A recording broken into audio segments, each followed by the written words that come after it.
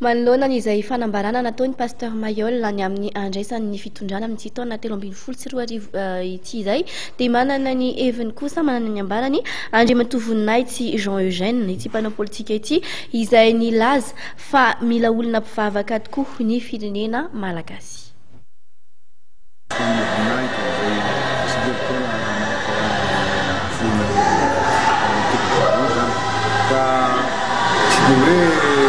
Commentaire en faminanina zany sy namana satria za raha toko faminanina moa avy amin'ny anankiray anteneandriamanitra fa za dia mpivavaka koa fa mbola tsy teneandriamanitra zany aton'izao fa mino fotsiny aho hoe misy Jesosy Kristy zany ka raha ohatra ka miteny faminaniana izy dia tsy anjara fotsy manao commentaire hoe marina io sa tsy marina zany izy koa nilazany fisotra biteko ka donc zany hoe zaho raha tongeto tsy manana biby mananjara na manana volo mitsikera na avina an'izay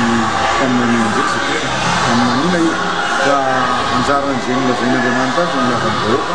dia tokony fotoana rehefa tanteraka izy dia raha vazaora arafa tsara fa ny zavatra hitako zany hoe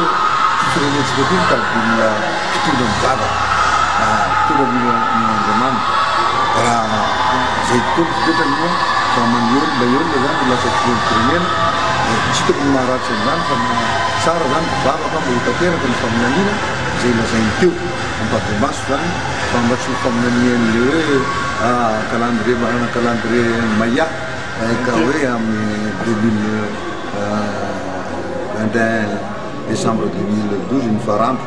ka satria manimba izy reny raha ohatra ka faminarina sy ho tanteraka zany le izy dia na manimba ny ao amin'ny na fivavahana tarika